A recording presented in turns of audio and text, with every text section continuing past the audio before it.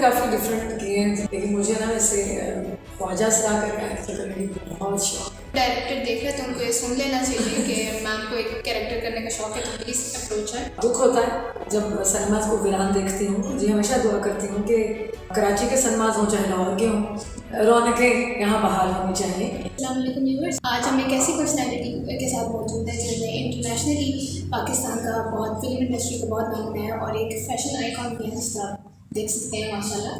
तो इन्होंने और भी बहुत सारे अवार्ड्स के साथ साथ पाकिस्तान का जो सबसे महत्वपूर्ण अवार्ड है सिविल अवार्ड, जिसको प्राइड ऑफ परफॉर्मेंस कहते हैं, और मेरी मुराद है के साथ जो यहाँ पर मेरे साथ आज मौजूद है।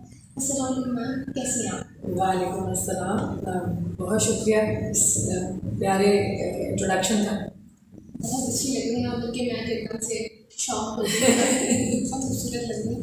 तो सबसे पहला जो इंट्रोडक्शन में बात की, हम सबसे पहले ये सवाल करेंगे कि प्राइड ऑफ परफॉर्मेंस यकीनन पाकिस्तान का सबसे बड़ा और सबसे महत्वपूर्ण अवार्ड है, लेकिन आप क्योंकि फिल्म इंडस्ट्री में काफ़ी अरसे से हैं, तो आपको कदर ताकीद से बल्कि मैं तो कहूँगी कि मुझे बहुत पहले मिल गया। कुछ ऐसे मेरे सीनियर आर्टिस्ट हैं जिनको मेरे ख्याल में 30-35 साल के बाद मिला। तो अक्सर आपको पता है कि ऐसी चीज़ें करते हुए हमारी जो हुकूमत है, प्यारी हुकूमत थोड़ी सी देर कर देती है, तामील कर देती है। तो मेरे ख्याल में बाबरा जी को अवार्ड बहुत देर से मिला, हालांकि उनको 20 साल पहले मिल जाना चाहिए था। तो बल्कि मैं तो समझती हूँ कि मुझे शायद वक्त पर ही मिल गया, लेकिन लोगों का ये कहना है कि मुझे देर कर दी गई। लेकिन चले, नेवर टू लेट, मिला तो सही। मैम आपका जब आपको पता लगा तो आपका रिएक्शन क्या था?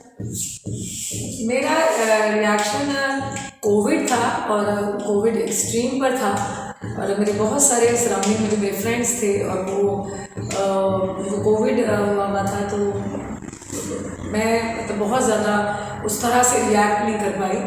तो मेरे दोस्त मुझे अली ज़फ़र ने कहा कि रेशम, आपको पता है कि आपकी नॉमिनेशन हुई है प्राइड ऑफ परफॉर्मेंस में और आपको दिया जा रहा है, आप नॉमिनेटेड हैं। 14 अगस्त को एक वो पूरी लिस्ट उन्होंने मुझे फॉरवर्ड की, जिसमें उनका भी नाम था और मायूसरी भी। मुझे सबकी खुशी है जिनको भी मेरे साथ मिला। तो मैंने कहा अच्छा, तो मुझे कहती है आप इतनी अफसरदा क्यों हो गई हैं कि आपको प्राइड ऑफ परफॉर्मेंस मिल रहा है। मैंने कहा बात ये है कि एक मोमेंट ऐसा है, हम ऐसे दौर से गुजर रहे हैं कि हम घरों में बंद थे और बहुत ज़्यादा मतलब डिप्रेशन और घर से बाहर नहीं निकल पा रहे थे, तो वो एक घुटन का एक माहौल था। तो खैर जब 23 मार्च आया, क्योंकि अनाउंस 14 को होता है, मिलता को 23 मार्च को है, तो जब मिला था मुझे तो मेरे भाई को बहुत खुशी थी कि मुझे अवार्ड मिल रहा है। और जब अनाउंस हुआ, लेकिन जब अवार्ड में रिसीव करने गई तो मेरा भाई मेरे साथ नहीं था, मुझे छोड़कर जा चुका था। एक ही भाई था मेरा। तो मुझे नहीं पता था कि मैंने खुश होना है, मैंने रोना है, कुछ मिक्स सी फीलिंग्स थी। ये हमारे व्यूअर्स के लिए बिल्कुल एक नई इन्फॉर्मेशन होगी। तो अगला सवाल मैम हमारा थोड़ा सा मुख्तलिफ है जैसे जो हम बात करें, लेकिन ये है कि हम ज़ाती ज़िंदगी में पता लगा कि आप ज़ाती ज़िंदगी में अदब से आपका बहुत गहरा लगाव, और if I am not wrong तो निशा बेगम के बाद you are the only artist जो इसी टाइम में किताबें पढ़ना या शेर शायरी करने तक से बहुत शौक है। हम श्योर कि बहुत सारे लोग और भी पढ़ते होंगे, मैं सिर्फ मैं ही नहीं हूँ कि मेरा अदब से ताल्लुक़ है। मेरे ख्याल में हम सभी का अदब से ताल्लुक़ होना चाहिए, वाबस्तगी होनी चाहिए, क्योंकि आप हर लम्हा जो है सीख रहे होते हैं।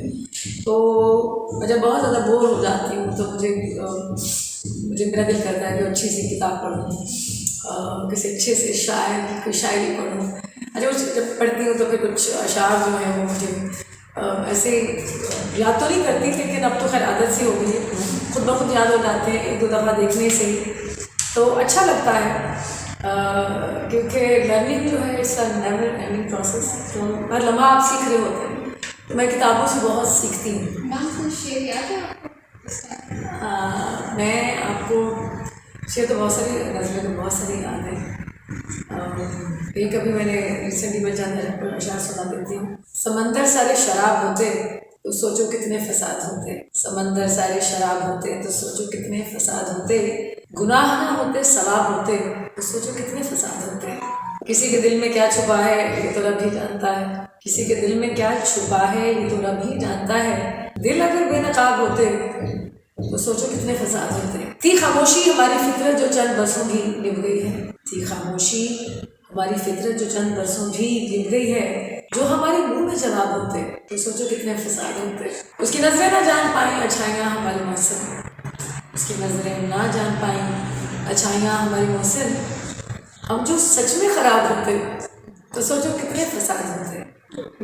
ये मुझे बड़ी अजीब सी बात है कि शायरी जी सुन के भी ऐसे अजीब लगी, लेकिन मुझे शायरी उर्दू शायरी समझने में काफ़ी वक्त लगता है, लेकिन ये मुझे वाकई समझ लग गई है। अभी आप कम उम्र में इंसान देखिए, जब आप छोटी उम्र में होते हैं परवीन शादी को पढ़ते हैं तो सारी लड़कियां ही पढ़ती हैं, तो जब जो जो आप मैच्योर होते जाते हैं, मुनीर न्याज़ी को पढ़ते हैं, आप गुलजार साहब को पढ़ते हैं, आप जावेद अख्तर साहब को पढ़ते हैं, फैज़ अहमद फैज़ साहब को पढ़ते हैं और बहुत सारे शायरों को आप पढ़ते हैं, तो फिर आपको थोड़ा सा अल्लाह ताला शऊर भी अता करते हैं।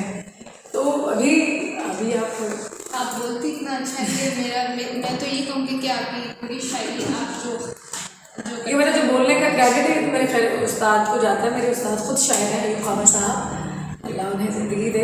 मैंने ज़िंदगी में बहुत कुछ सीखा।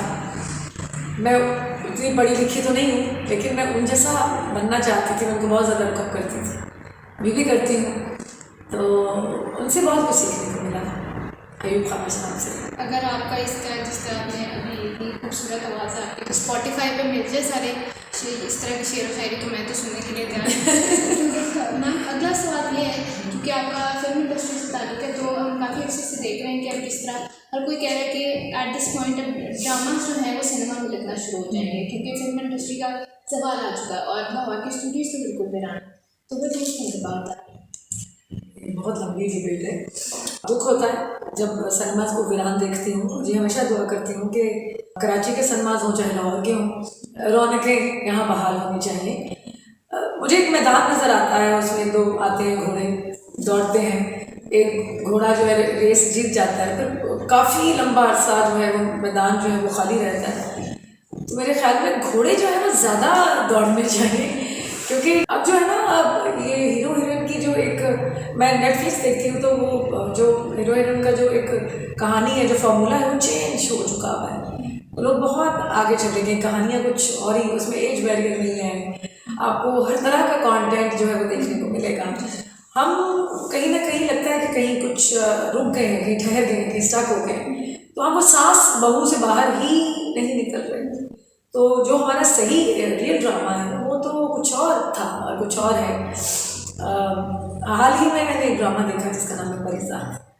मुझे बड़ा मज़ा आया, बहुत मुद्दत के बाद मैंने किसी अच्छे राइटर के जुमले सुनने को मिले, और अहमद अली अकबर ने जो परफॉर्मेंस दी है आउटस्टैंडिंग, बहुत मज़ा आया। क्योंकि आप खुद भी बहुत अच्छी अदाकार हैं, तो एक ये भी आपसे सवाल किया जा सकता है जो यहाँ पे लिखा भी हुआ है कि जब आपको कोई आपके पास कोई ऑफर आती है कोई एक्टिंग करने की, तो आप सबसे पहले क्या देखती हैं, प्रोड्यूसर, डायरेक्टर, स्क्रिप्ट या फिर अपना रोल? सबसे पहले स्क्रिप्ट देखती हूँ, फिर डायरेक्टर देखती हूँ, फिर पूरी टीम देखती हूँ। तो मुझे अभी भी कोई 4-5 पीछे स्क्रिप्ट मिले कि लोगों की तवक्कुआत जो है, आपकी एक्सपेक्टेशंस जो है बहुत बढ़ जाती हैं। तो वही जो रूटीन का काम मैंने अगर पहले किया है, जो मैं कर चुकी हूँ, तो वो किरदार मैं रिपीट नहीं करना चाहती। तो मेरे जो फॉलोअर्स हैं, मेरे जो फैंस हैं, उनको मुझसे बहुत ज़्यादा एक्सपेक्टेशंस होती हैं कि रेशमा कुछ भी करेगी, चाहे वो थोड़ा काम करेगी तो अच्छा करेगी, कुछ ऐसा काम तो लोगों के जहनों पे थोड़ा असर करे और लोगों को पसंद आए, थोड़ा हटके हो। तो सच बोलूँगी कि काफ़ी इसके मुझे दुख होता है जब मैं लोगों को ना बोलती हूँ। अभी भी मैंने पीछे 3-4 जो स्क्रिप्ट्स थे मुझे अच्छे नहीं लगे, तो वो मुझे नहीं लगा कि उसमें मेरे लिए कुछ करने के लिए है, मुझे ना कहनी पड़ी। तो जब कोई अच्छा किरदार मिलेगा तो इंशाल्लाह करूँगी। Very looking forward to that absolutely.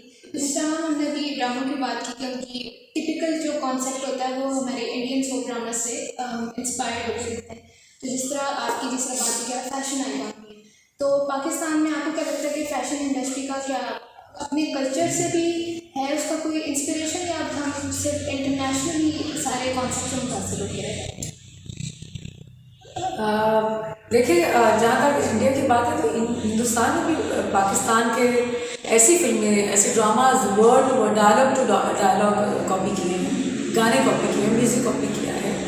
तो मेरा ख्याल हमने भी शायद कुछ देखा देखी, हमने भी शायद कुछ किया होगा, लेकिन हिंदुस्तान ने बहुत ज़्यादा पाकिस्तान को कॉपी किया है। तो इस वक्त देखना पड़ता है कि इंटरनेशनल मार्केट में क्या चीज़ें चल रही हैं। हम नेटफ्लिक्स देखते हैं, हम और भी चैनल्स देखते हैं, लेकिन हम देख रहे हैं, अब ऐसा कुछ कर नहीं पा रहे हैं। इक्का दुक्का एक आध ड्रामा आता है जो कि बहुत अच्छा होता है, इसका कॉन्टेंट से मैंने परिजात का जिक्र किया, और एक आध फिल्म आती है जो बहुत अच्छी होती है, लेकिन किसी एक फिल्म से, एक ड्रामे से तो लोगों का वो पेट नहीं भरता है ना। लोग ज़्यादा से ज़्यादा ड्रामाज अच्छे देखना चाहते हैं, ज़्यादा से ज़्यादा फिल्में देखना चाहते हैं जिनका कंटेंट जो है वो स्ट्रॉन्ग हो।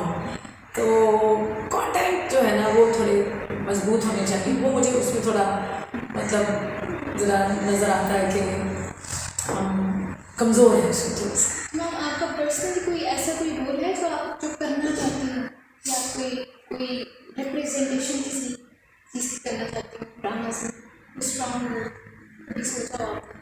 बहुत सारे किरदार हैं, और या ऐसा कोई मतलब अभी इसी से यहाँ पे एक सवाल भी यहाँ पे है कि कोई ऐसा कभी कोई हुआ हो कि आपकी कोई को स्टार है, उनका आपको रोल इतना पसंद आया कि आप सोचते हो कि काश है, ऐसा कभी हुआ है? देखिए, रोल तो मैंने भी काफ़ी डिफरेंट किए हैं, जो मेरी को स्टार्स कर चुकी है, मैं उससे मिलते जुलते मैंने किए हैं, लेकिन मुझे ना वैसे ख्वाजा सरा का कैरेक्टर करने की बहुत शौक है। दैट्स वेरी स्ट्रॉन्ग, और यहाँ पे बहुत अवेयरनेस की मुझे थोड़ी सी डार्क चीज़ें, थोड़ी सी इस तरह की चीज़ें अच्छी लगती हैं, वो किरदार जो कभी किसी ने किए ना हो।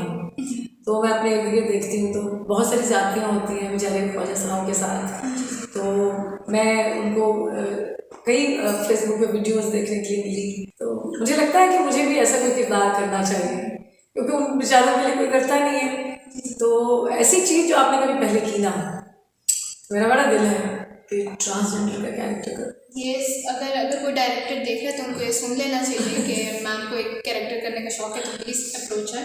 तो अब कोई ऐसी कोई आपकी कोई को स्टार हो जिनके साथ काम करने में बहुत मज़ा आया हो, और कोई ऐसा जिनको आपने अवॉइड किया हो?